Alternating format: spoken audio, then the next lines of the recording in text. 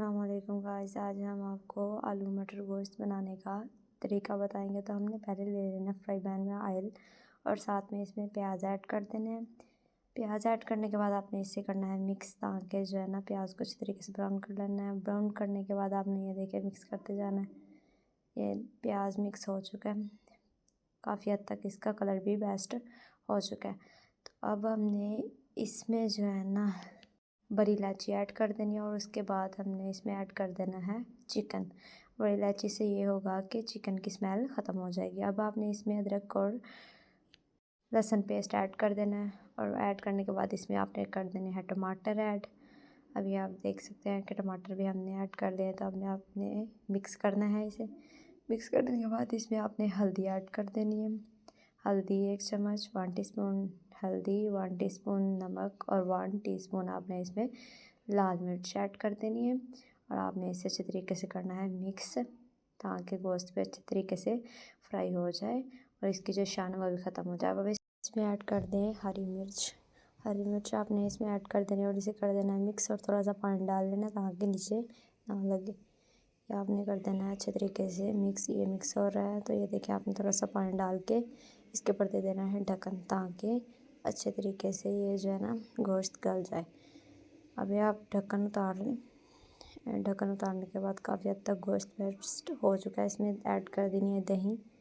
दही ऐड कर देनी है और दही ऐड करने के बाद आपने इसे करना है अच्छे तरीके से मिक्स और इसकी करनी है भुनाई, ताकि दही भी जो अपना पानी छोड़े और जो इसमें मैंने पानी ऐड किया था उससे अच्छे तरीके से गोश्त की भुनाई हो जाए।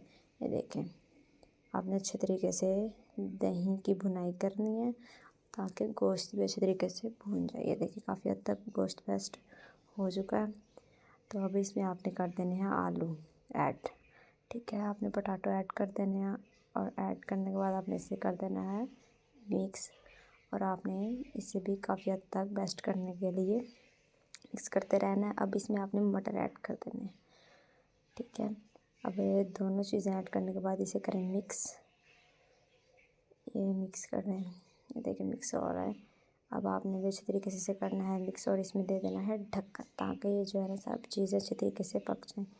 देखिए काफ़ी हद तक बेस्ट हो चुका है। तो आपने इसे अच्छे तरीके से करना है मिक्स। ये देखिए ये मिक्स हो गया मिक्स।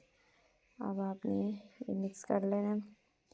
ये देखिए सालन की अच्छे तरीके से जो है ना ग्रेवी भी ऊपर आ गई थी, इसलिए अब हमने इसमें पानी ऐड कर देना है और पानी ऐड करने के बाद आपने इसे मिक्स करना है। अब इसे मिक्स कर लें।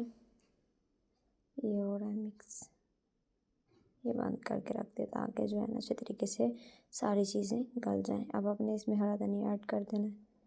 हरा धनिया ऐड कर देना है और हरा धनिया ऐड करने के बाद आपने इसे ना इसमें हिला देना है चम्मच। ये आपने चम्मच हिला देना और ये देखें ये आप देख सकते हैं कि कितने अच्छे तरीके से गोश्त गल चुका है। अगर आपने पानी को खुश्क करना हो तो थोड़ी देर रख कर पानी को खुश्क कर लें। अगर आपको ऐसे ही चाहिए तो आप बिना रखे ही थोड़ा सा पानी के साथ भी यूज़ कर सकते हैं। अगर आपको मेरी ये वीडियो पसंद आई हो तो लाइक, सब्सक्राइब, शेयर ज़रूर कीजिएगा, ताकि आने वाली तमाम वीडियो आप तक बआसानी पहुँच जाए। शुक्रिया, आपकी मेहरबानी हो।